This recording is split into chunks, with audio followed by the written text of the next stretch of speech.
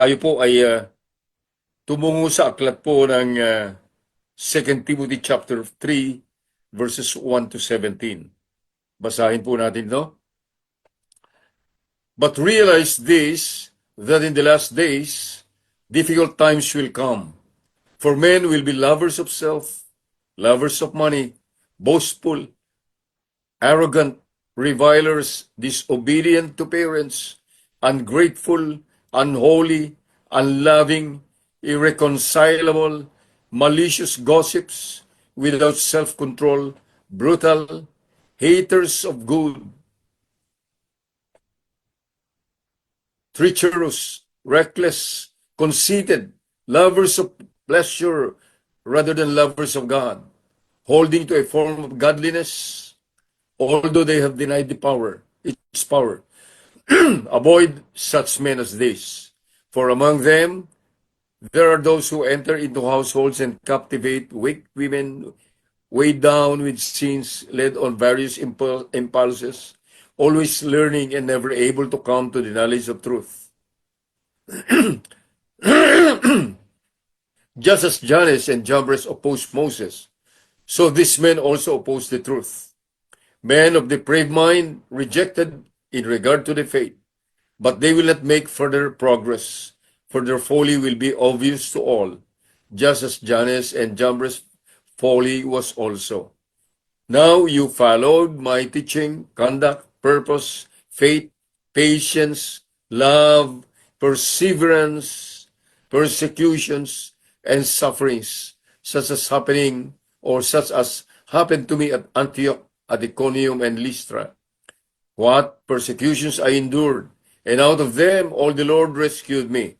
Indeed, all who desire to live godly in Christ Jesus will be persecuted. But evil men and impostors will proceed from bad to worse, deceiving and being deceived. You, however, continue in the things you have learned and become convinced of, knowing from whom you have learned them, and that from childhood you have known these sacred writings, which are able to give you the wisdom that leads to salvation through faith which is in Christ Jesus.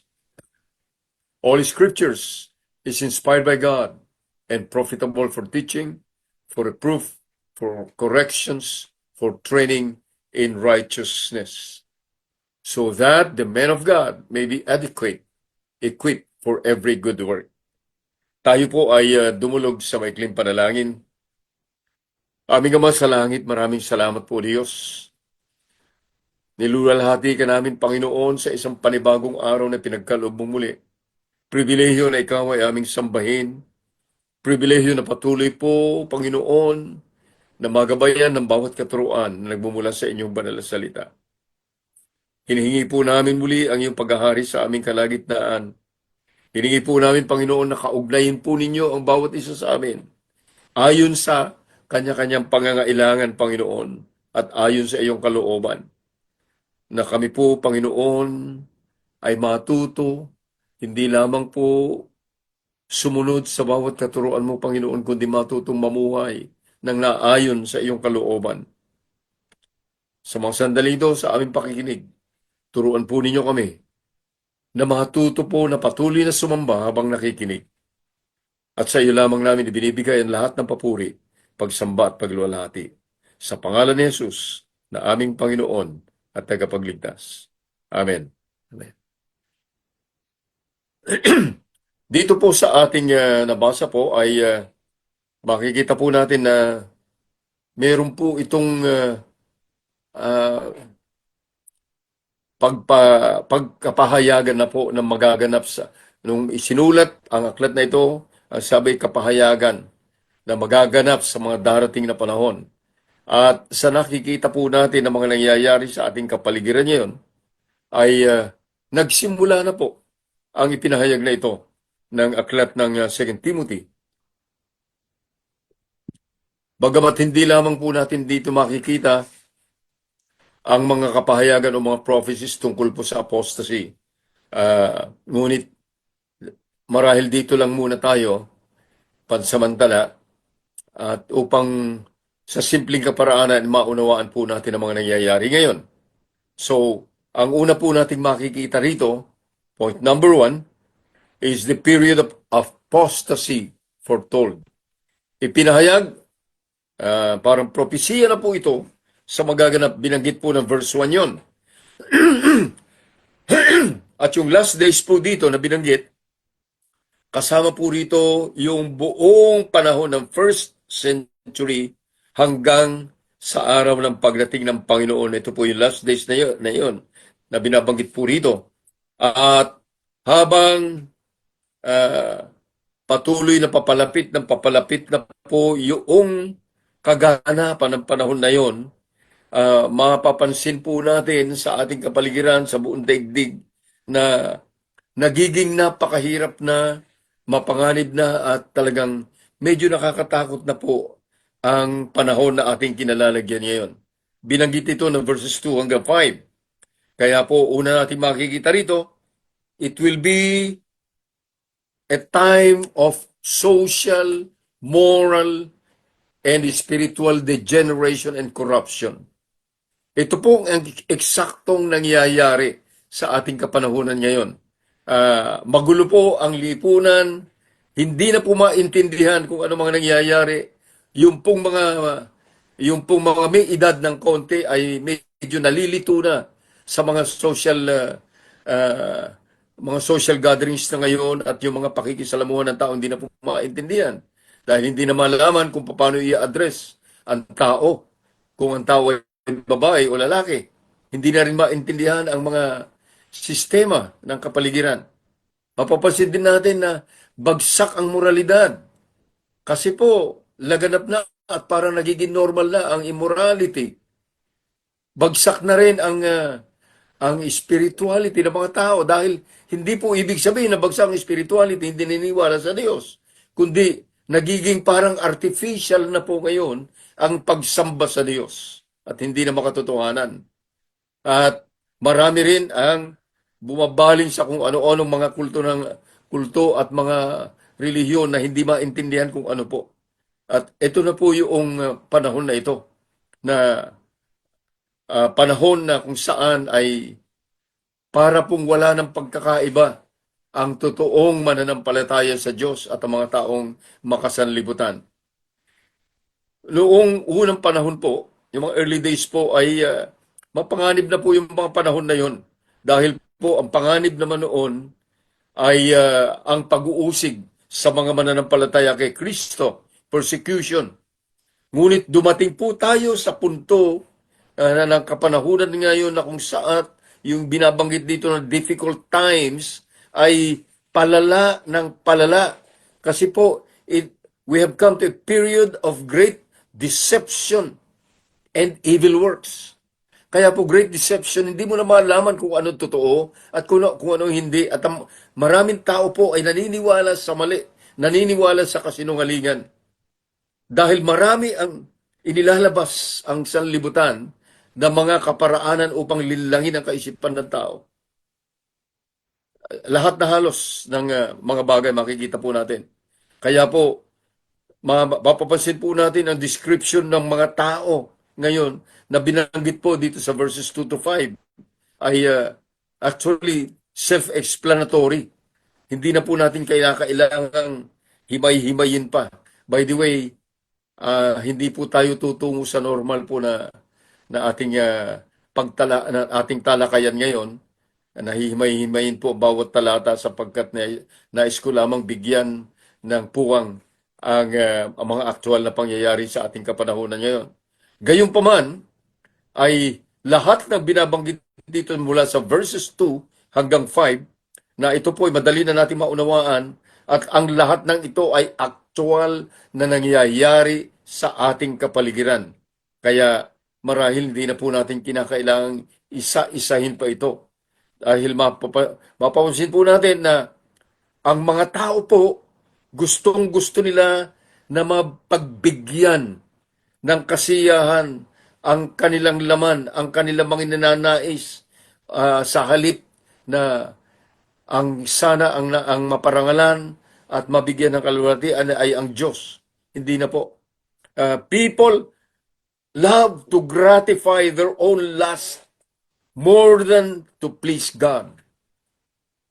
At madalas ginagamit ang pangalan ng Diyos upang makamit ang mga bagay na gustong-gusto nila para sa kanilang sarili, para sa kanilang emosyon, para sa kanilang laman, para sa kanilang ego. At yung mga katotohanan ng buhay na ito na ating nakikita ay makatotohanan sa mga hindi sumasampalataya sa Diyos. Ito rin ay nagiging parang makatotohanan din. Makikita rin natin ito sa maraming taong nagsasabing sila ay Christians sa ating kapanahunan. Kaya nga, when a man is more concerned of what he can get and what and all his wants only and to keep it to himself, yan na po. Ang ibig po sabihin yan, mapanganib na po ang ating buhay. Ang mga tao po ay pansariling kapakanan, ang kanilang iniisip, pansariling kapakanan, ang nais nilang isulong, at kahit na sila'y tumatawag sa Diyos, ay pansarili at makasariling kapakanan pa rin ang kanilang iniisip at ginagawa. At ito makikita natin sa ating kapanahunan ngayon sa karamihan ng mga tao. Wala nang makatotohanang pagsamba sa Diyos. Kung kaya't wala na rin makatotohanang concern sa kapwa-tao. Ito po yung masaklap na katotohanan. Kaya ko po binabanggit ito dahil po sa mga nakarang araw, marami po tayong naobserbahan dito sa Pilipinas. At higit pa rito, inaabuso ng tao ang mga kaloob ng Diyos sa kanila. Ang lahat ng pinagkaloob ng Diyos ay ginagamit ng tao para sa sariling kasiyahan, para busugin ang kanilang sarili, ang kanilang laman at ang kanilang ego. At para bang binabaliwala na nila ang Panginoon. At para bang yung mga pinagkaloob sa kanila ay karapatan nila at hindi nila iniisip ng lahat ay galing sa Diyos. And this is one of the reasons why people just don't care to utter blasphemous words against God. Na walang kagatol-gatol na magsasalita ang tao ng katampalasanan laban sa Diyos. At ito yung narinig natin mula sa mga pananalita ng MC doon sa naganap na event sa Hollywood. Noong kanyang sinabi na, this godless city.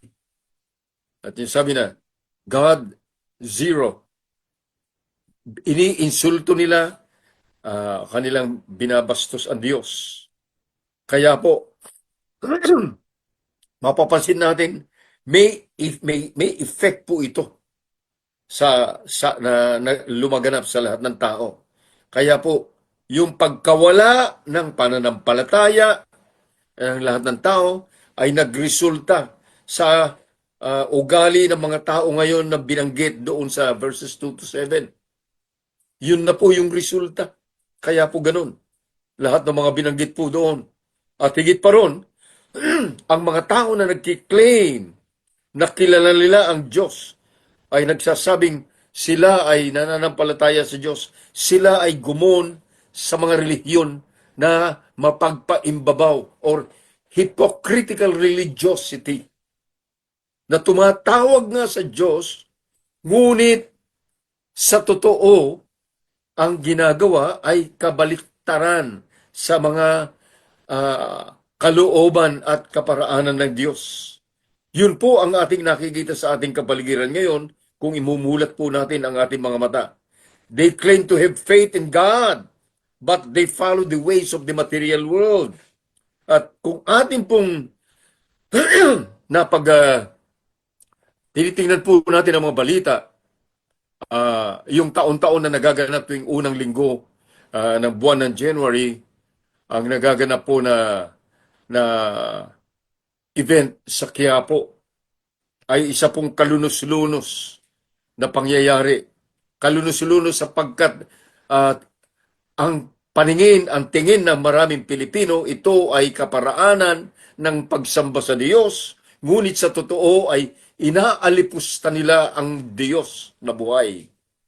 Sapagkat hindi kailanman pinahintulutan ng Diyos na magkaroon ng replika o magkaroon ng kahalintulad niya na para sambahin o parangalan ng tao.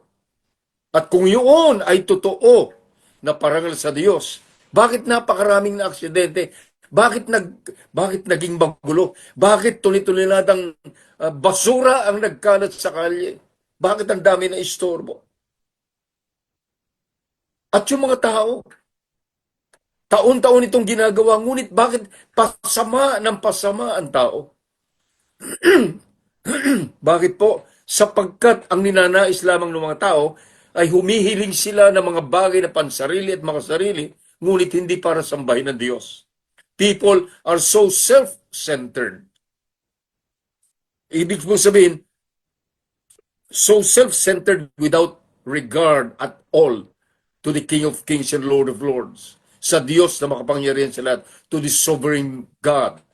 Wala po, kundi ang kanilang God sa totoo lang ang kanilang sarili at tinitingnan nila na yung kanilang sinasamba na yon ay magdudulot ng lahat ng mga ninais nila sa kanilang sarili.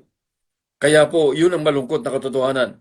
Kaya po, ito mga tao ito, dahil ito nga yung mga sinasabi dito na lovers of self, ulitin natin, ang main concern nila ay makuha nila ang mga bagay na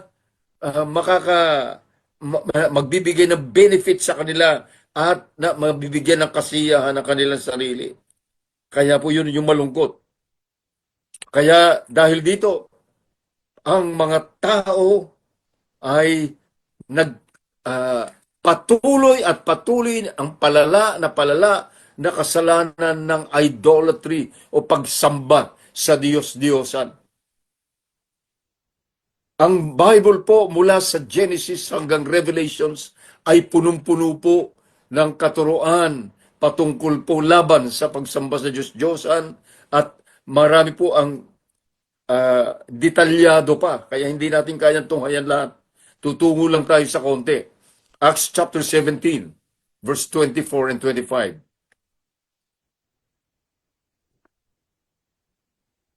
Mukhang hindi yata. Ayan.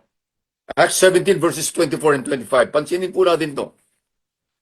The God who made the world and all things in it, since He is Lord of heaven and earth, does not dwell in temples made with human hands, nor is He served by human hands as though He needed anything, since He Himself gives to all people life and breath and all things. Pansinin po natin, siya ang lumikha ng langit at lupa ng buong sansinukob. Kaya hindi siya maaaring manirahan sa kahit na anong bagay na ginawa ng kamay ng tao. Hindi niya kailangan paglingkuran siya. Hindi pwedeng buhatin siya. Pasan-pasan niya ang buong sansinukob. And He cannot be represented by anything because God is His Spirit. And His worshipers must worship Him in spirit and in truth. John chapter 4 verse 24 po yun. Ito po ang konting detalye. Isaiah 44. Isaiah 44, babasahin po natin mula sa verses 9 hanggang 20. Those who fashion a graven image are all of them futile, and their precious things are of no profit. Even their own witnesses fail to see or know, so that they will be put to shame. Who has fashioned a god or cast an idol to no profit? Behold, all his companions will be put to shame, for the craftsmen themselves are men. Let them all assemble themselves. Let them stand up. Let them tremble. Let them together be put to shame. The man, ito na po yung description. The man shapes iron into a cutting tool, and thus he worked over the coals, fashioning it with hammers and working it with his strong arm. He also gets hungry, and his strength fails. He drinks no water and becomes thirsty. Another shapes wood or extends a measuring line. He outlined it with red chalk. He works it with planes and outlines it with compass and make it like the form of a man, like the beauty of a man, so that it may sit in a house. Ito yung eksaktong ginagawa po. Surely he cuts cedar for himself and takes a cypress or an oak and raises it for himself among the trees of the forest. Pinutol na kahoy sa gubat. He plants a fir, and the rain make it grow. Then it becomes something for a man to burn. So he takes one of them and warms himself. Yung pinutol, yung pinagputulan, gagawin pang gatong. He also makes a fire to bake bread, panluto ng pagkain yung pinagputulan. He also makes a god and worship him. Yung isang bahagi ay ginawang Diyos-Diyosan at sinamba. He makes a graven image and fall down before it. Niluhuran pa. Half of it burns in the fire. Over this half he eats meat. As he roasts and is satisfied. He also warms himself and say, aha, I am warm. I have seen the fire. They do not know, nor do they understand. For he has smeared over their eyes so that they cannot see, and their hearts so that they cannot comprehend. Ay, talaga palang pinadilim ng Diyos ang kaunawaan nila. No one recalls, nor is there knowledge or understanding to say, I have burned half of it in the fire and also have baked bread over its coals. I roast meat and eat it. Then I make the rest of it into an abomination. I fall down before a block of wood. Eksakto na ganito. He feeds on asses. A deceived heart has turned him aside, and he cannot deliver himself, nor say, is there not a lie in my right hand? Ito po yung napakalungkot na katotohanan na hindi nakikita ng tao dahil binulag ng kapangyarihan ng kadiliman ang kanilang kaunawaan. People worship images made by the hands of men, na ang desire lang naman ng mga tao, kaya sila ganito, to get what they want for their own happiness and satisfaction. Yung po mga sumasamba sa nito, wala namang iniisip kundi humiling ng mga bagay para sa kanilang pansariling kapakanan. At ito yung nakikita natin sa tuwing magkakaroon ng mga religious events na nangyayari sa ating bansa, na ilang araw lang nakakaraan nangyari po ito. That's why the sin of idolatry has gone too far today. More than in any other time in history. Palala ng palala ng palala, sapagkat nagkaroon ng sanga-sanga, iba't ibang muka ang idolatry. Lalo na po sa mga Pilipino. Anong resulta nito? Gaya po ng Amerika, anong resulta? Ang mga tao ay naging wala na pong respeto sa batas, masuwayin sa batas. Ang mga tao ay nagpasa sa lahat ng uri ng kasalanan na hindi po natin, hindi na natin maubos maisip kung paano ba't nila ginagawa, at wala na silang takot sa Diyos. Para bang baliwala na ang Diyos. They ignore God. Kung ano lang yung inaakala nilang makakabuti sa kanila, makapagpapasaya sa kanila, makapagbibigay ng satisfaction sa kanilang laman, yun ang kanilang ginagawa. Ito po yung malangkot na katotohanan. At ito yung binanggit, pagbukas pa lamang Romans chapter 1, ito na po yung bungad. Let's go there. Romans 1 verses 18 to 32. Romans 1. Nawawala? Ayan.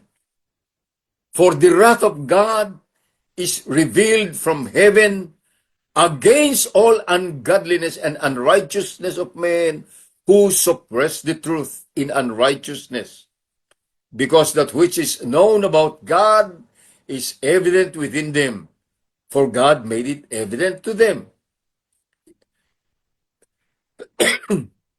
For since the creation of the world, His invisible attributes, His eternal power and divine nature have been clearly seen, being understood through what has been made, so that they are without excuse. For even though they knew God, they did not honor Him as God or give thanks, but they became futile in their speculation, and their foolish hearts was darkened. Professing to be wise, they became fools and exchanged the glory of the incorruptible God for an image in the form of corruptible men and of birds and four-footed animals and crawling creatures. Therefore, God gave them over in the lusts of their hearts to impurity, so that their bodies would be dishonored among them. For they exchanged the truth of God for a lie, and worship and serve the Creator rather than the Creator, who is blessed forever. Amen. For this reason, God gave them over to degrading passions, for their women exchanged the natural function for that which is unnatural. And in the same way, also the men abandoned the natural function of the woman and burned in their desire toward one another, men with men, committing indecent acts and receiving in their own persons the due penalty of their error. And just as they did not see fit to acknowledge God any longer, God gave them over to a depraved mind to do those things which are not proper, being filled with all unrighteousness, wickedness, greed, evil, full of envy, murder, strife, deceit, malice. They are gossips, slanderers, haters of God, insolent, arrogant, boastful, inventors of evil, disobedient to parents, without understanding, untrustworthy, unloving, unmerciful. Ano po yung pinapakita ng tindi? And although they know the ordinance of God, that those who practice such things are worthy of death, they not only do the same, but also give her the approval to those who practice them. Eksakto, ito po yung nangyayari ngayon. Yung mga gumagawa ng lahat ng ganito, na pinagsawalang bahala nila, wala na respeto sa Diyos, pinabayaan ng Diyos sa kanilang pagtatampisaw nila sa kasalanan. Ibig po sabihin, sila'y rejected na, sila'y nasa sumpa na. Kaya hindi na nila makita yung kamalian na kanilang ginagawa. This is now the present condition of the world wherein we live. And yet, people do not realize. Yun po yung problema. Bakit po? Nadiliman ang kanilang kaisipan, evil darkness ang sumakop sa kanilang kaunawaan. Kaya wala na po silang kayang unawain pa ito. Sa madaling salita ay nasa sumpa na sila. God has been demonstrating His wrath through the devastating series of calamities that happened for almost half of the previous year. Alam po ba niyo yun? Pagbalikan natin yung nakarang taon, halos kalahati po ng isang taon. Walang patid halos ang mga kalamidad na nangyari. Sunog, baha, bagyo, halos lahat na ng klase, dami ng aksidente. Ang tindi po, hinayaan ng Diyos na mangyaring lahat ng ito upang gisingin sana ang mga Pilipino. Ngunit, hindi po nakikinig ang tao. We did not care actually to the warnings of God. Parang wala lang. Pag natapos na, wala na. Hindi po natin nakikita na Pinahintulutan ng Diyos sa mangyari lahat yun upang imulat tayo sa katotohanan. Yun po yung problema. Kaya po, ang lungkot po na yung nangyari ngayon, na wildfire po na sinira ang napakalawak na lupain sa California. This is actually a sharp warning,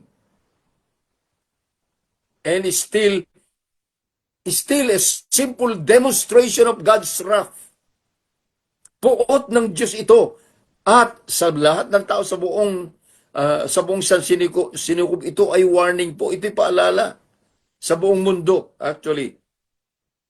Hindi po nakikinig ang tao. Paulit-ulit po, constant reminder po yung ginagawa ng Diyos patungkol doon sa nangyari sa panahon ni Noah. Ano po? Paulit-ulit po na pinapaunawa ng Diyos yan. At wala po ang nakikinig na tao.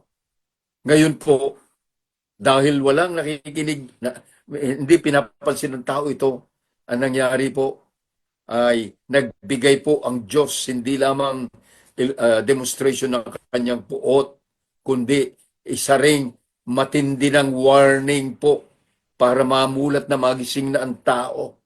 Dahil ang ipinapakita po ng pangyayaring ito ay yung katotohanan. Ito yung kumbaga ay preview ng magaganap sa mga darating na panahon. It will be sooner than we think, na kung saan pagkatapos na kaunin ng Diyos ang kanyang mga anak, ang lahat na nanampalataya sa kanya, pagsisimula ang matindi na pagdurusa dito sa mundo sa loob ng 7 taon, at pagkatapos ang buong mundong ito ay tutupukin sa apoy. Kaya po warning po yung nangyari ito. For those in California, this is a demonstration of God's wrath. But it is a warning to the entire world. It is a wake-up call. Because God's judgment will soon come. Sooner than we think. Kaya po hindi lamang ito wake-up call sa atin lahat po kundi sa totoo lamang po, the other side of this, this is also a proof of God's love. Po, sa kabila ng lahat, na matindi po yung nangyari, ay pagpapatunay pa rin po ng pag-ibig ng Diyos ito sa sangkatauhan. Parang mahirap pong tingnan na ganon. Ngunit yun po ang totoo, dahil ayaw ng Diyos na tayo ay masadlak sa walang hanggang pagdurusa, sa walang hanggang dagat-dagatang apoy. Nais niya na tayo magsisi at magsuko ng buhay sa Kanya, sa Kanyang sovereign authority.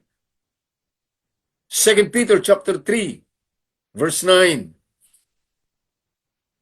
The Lord is not slow about His promise, as some count slowness, but is patient toward you, not wishing for any to perish, but for all to come to repentance. Kaya po ito, matindi na po. Ulitin ko lamang po, no?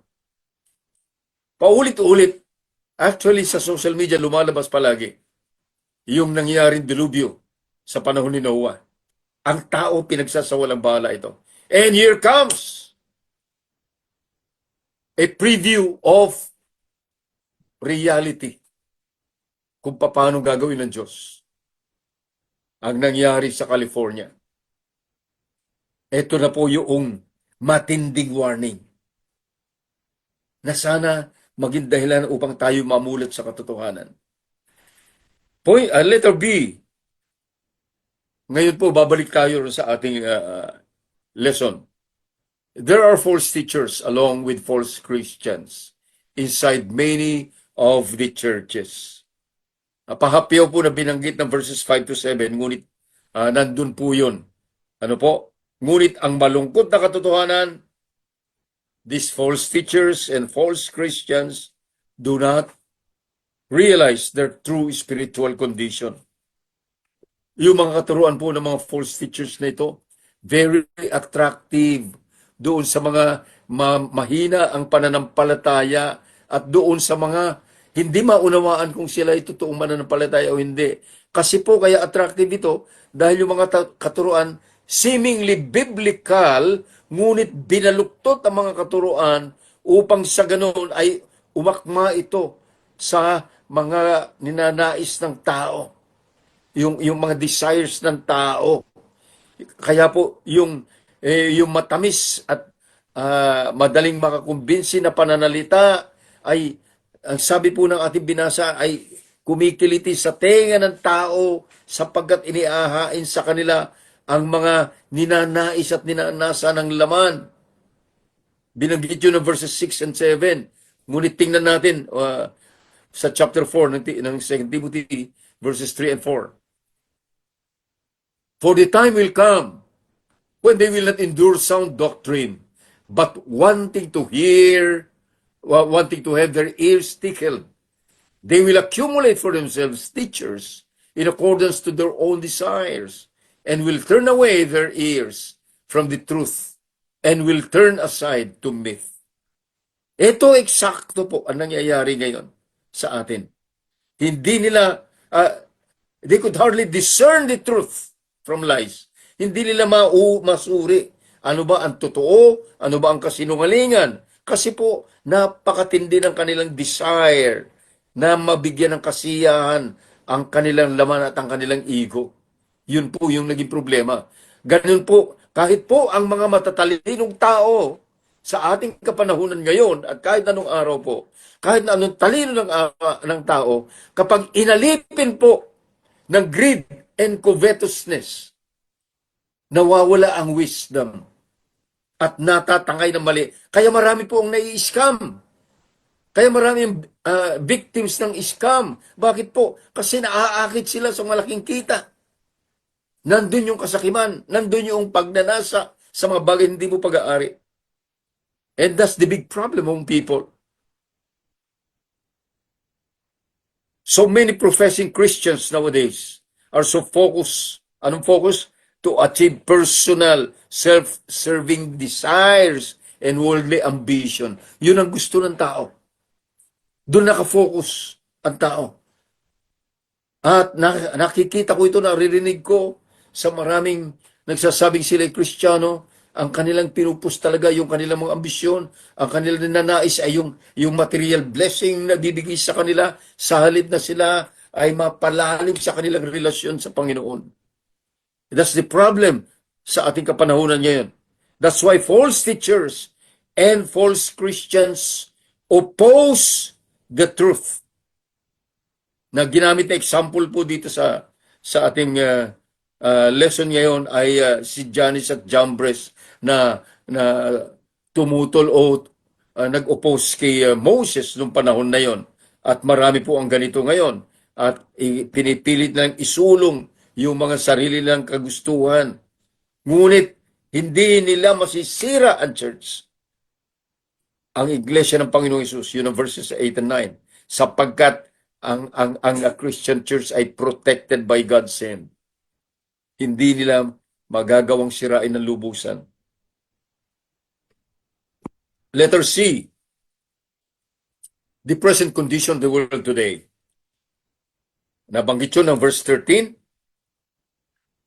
Ang mangyayari, padami ng padami,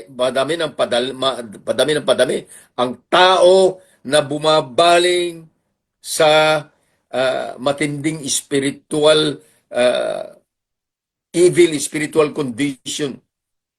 Ano po? Padami ng padami. Kaya ito binanggit na impostors will proceed from bad to worse. Yung mga impostors na ito, sila'y manlilinlang at marami rin ang malilinlang. Yung mga, pati kasama po dito, yung mga taong namulat sa katotohanan. Nakita nila ang katotohanan, naunawaan ang katotohanan, ngunit tatalikod pa rin sa katotohanan dahil malilinlang silang muli dahil sa kanilang pansari at makasariling mga hangarin. Kaya't sila'y malilinlang. Sa madalit salita, ito ang mga false Christians. At yung kanilang pagkalinlang ay palalim ng palalim na hindi na sila makakaahon doon. 2 Timothy chapter 4, verses 3 and 4. Ulitin natin basahin. Kasi ito yung nagbibigay diin dito. For the time will come when they will not endure sound doctrine, but wanting to have their ears tickled, they will accumulate for themselves teachers in accordance to their own desires, and will turn away their ears from the truth and will turn aside to myth. Eksakto ito po nangyayari ngayon sa maraming churches. Para bang ang mga churches ngayon masiglang masigla, masayang masaya, na para bang talaga nagpupuri sa Diyos, ngunit ang totoo, ang kanilang mga puso ay punong-puno ng desires na mga pansarili at makasariling mga mithiin. Hindi ang mithiin na lalong lumalim sa relasyon sa Diyos, kundi ang mga mithiin na dinudulot ng sanlibutan. Yun po ang malaking problema. Point number 2.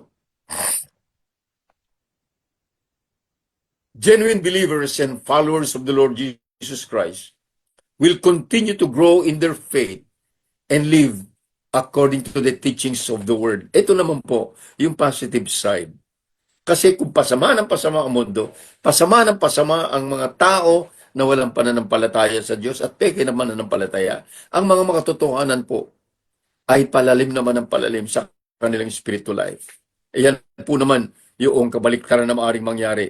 Sila'y patuloy na lalago at lalalim sa kanilang love relationship sa Panginoon at love relationship sa isa't isa. Magdaranas ng, ito binanggit na ito sa ating lesson, na magdaranas ng persecution o pag-uusig, magdurusa ang mga totoong mananampalataya sa Diyos. Ngunit sila ay mananatiling matatag sapagkat sila'y makatotohanan ng mananampalataya. Sila'y patatatagin ng salita ng Diyos. Sila'y patatatagin ng kanilang paglilingkod sa Diyos. Sila'y patatagarin ng fellowship sa isa't isa. Sila'y lalo magiging matatag dahil sa kapangyarihan ng Espiritu Santo na naghahari at gumagawa sa kanilang buhay. Yun po yung mangyayari sa mga makatotohanan ng Kristiyano. At yung mga hindi, isa-isa magkakawalaan. Ito po yung nangyayari ngayon. So, at dahil po rito, kung tayo ay naniniwala na tayo ay anak ng Diyos, ito po yung panahon na lalong kinakailangan na panghawakan natin ng buong katatagan ang mga pangako ng Diyos. Na pangako niya, He will not leave us nor forsake us. He will be with us till the end of the age. Panghawakan po natin ito. Ang kailangan lamang natin ay manatiling tapat sa Kanya hanggang sa uli. Ngunit doon sa mga walang katiyakan o hindi nila alam ang kanilang spiritual condition, maaari pong nadidiliman ng ating kaunawaan. Ngunit kung sa mga sandaling ito, we are being convicted for not knowing the truth or not clinging on to the truth. Ang mahalaga po ngayon, huwag na tayong mag-aksaya ng panahon. Huwag na nating pag-aksayahan ang mga bagay na dinudulot ng sanlibutan ito sapagkat ang lahat ng ito ay maglalaho isang araw at ang lahat ng ito ay gagamiting instrumento at pain ng dyablo upang sirain ang ating buhay. Sa halip, look unto God.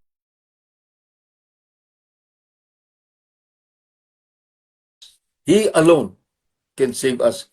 He alone is our Savior. He alone is the way to eternal kingdom. Tayo pong lahat ay dumulog sa panalangin. Aming Ama, maraming salamat po, Panginoon. Luwalhatiin ka sa kaitaas-taasan, aming Diyos. Sa iyong walang hanggang kabutihan sa amin, Panginoon.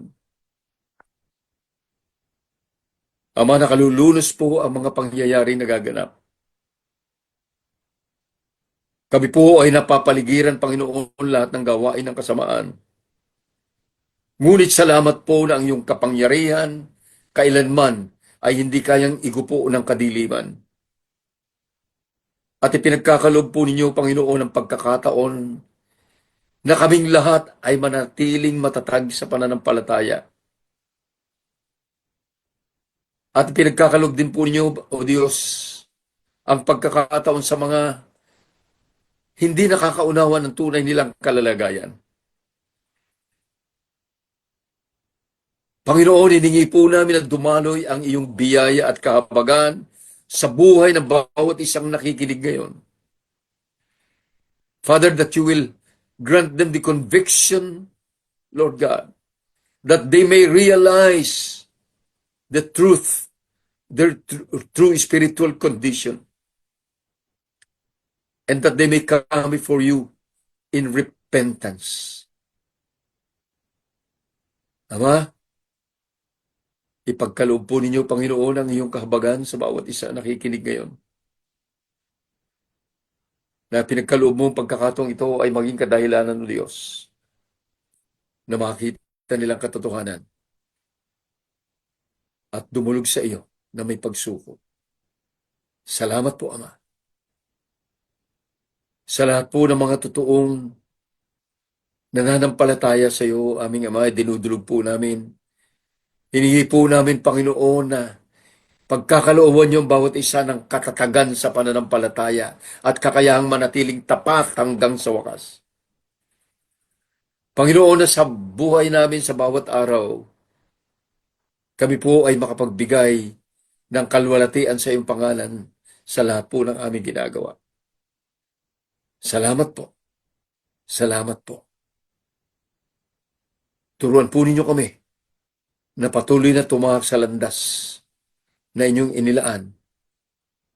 At turuan po ninyo kami ng ang aming ilaw ay magliwanag sa madilim na daigdig na aming kinalalagyan upang makita at maluwalhati ang iyong pangalan. Salamat po. Salamat po. Muli sa amin pong panimula ng isang panibagong araw, hiningi po namin, aming Ama, ang iyong mapagpalang kamay na gagabay at mag-iingat sa buhay ng iyong mga anak. Sa inyong mga kamay namin, ipinagkakatiwala ang bawat isa. Sa inyong mga kamay lamang namin inilalagak ang buhay ng inyong mga anak, sapagkat sa iyo lamang naroroon ang tunay na kaligtasan at katiwasayan ng buhay. Sasamahan niyo sila sa bawat hakbang sa lakbay ng buhay.